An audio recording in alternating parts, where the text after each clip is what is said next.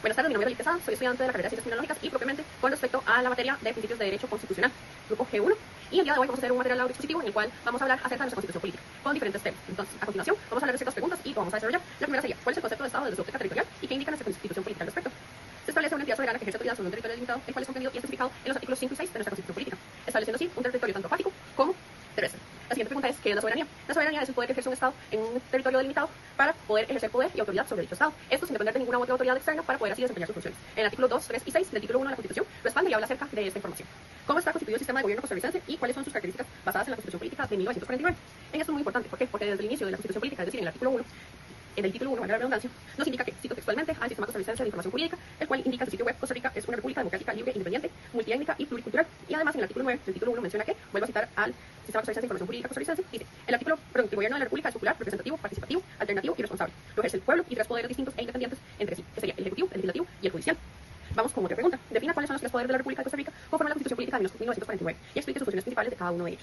En el artículo 9, como lo habíamos mencionado, se establece cuáles son los tres poderes principales de nuestra Constitución, los cuales son legislativo, ejecutivo y judicial.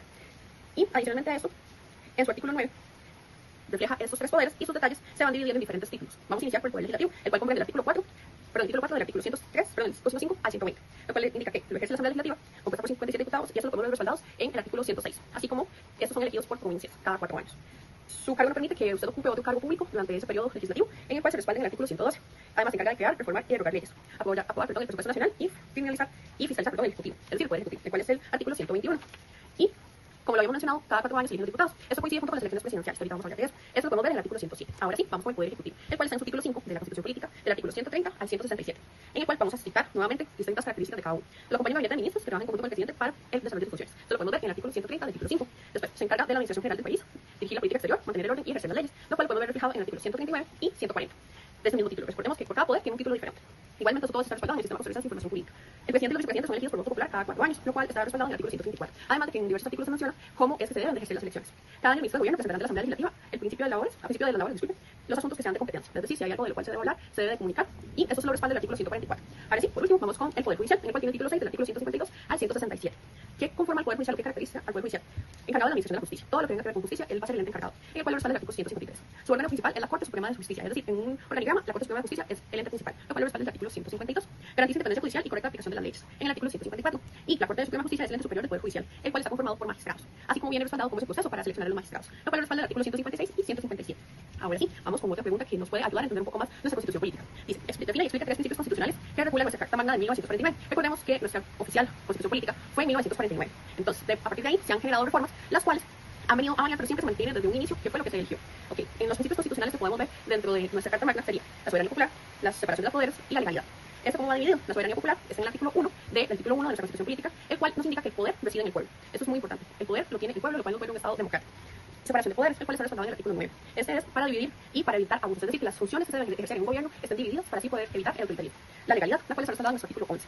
Las autoridades solo pueden actuar según la ley, es decir, nuestra constitución política es nuestra ley, es conforme se basan las demás leyes, como se debe de ejercer la ciudadanía.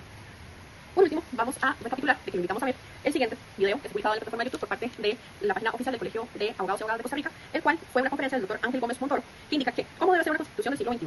Defina y explica si considera que nuestra constitución vigente une las características que debe tener una constitución política del siglo XXI. ¿Okay? De acuerdo a este video, el doctor nos explica, él es un doctor español, nos explica cómo debe de regir características y él hace comparaciones, no solamente con Costa Rica, sino a nivel de Latinoamérica, de cómo las constituciones políticas, principalmente la de Costa Rica, es un ejemplo a seguir, ya que muchas cosas que tenemos nosotros en España no lo poseen. Recordemos que nosotros tenemos un Estado democrático, distribución de poderes, y allá todavía existe una parte de la monarquía. Entonces, eso nos revela que tenemos un régimen democrático, en el cual no tenemos monarquía, y el poder, como lo hemos mencionado, es el Estado, es decir, el pueblo. Además, a comparación de muchos países, tenemos nuestra abolición del ejército en 1948, en el cual, para aumentar el presupuesto de la educación y de la salud, es decir, la substitución del ejército fomenta que ese dinero que se utilizaría para ejército se promulgue para educación y para la salud, en el cual tenemos nuestro poder legislativo, el cual se encarga de promulgar distintas leyes que estipulen cuánto debe de ser y aprobar el presupuesto para estas áreas.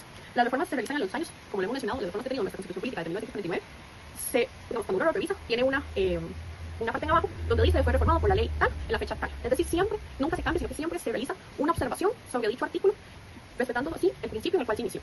Por ejemplo, han habido artículos como el artículo 76, el cual ha sido reformado 2 veces.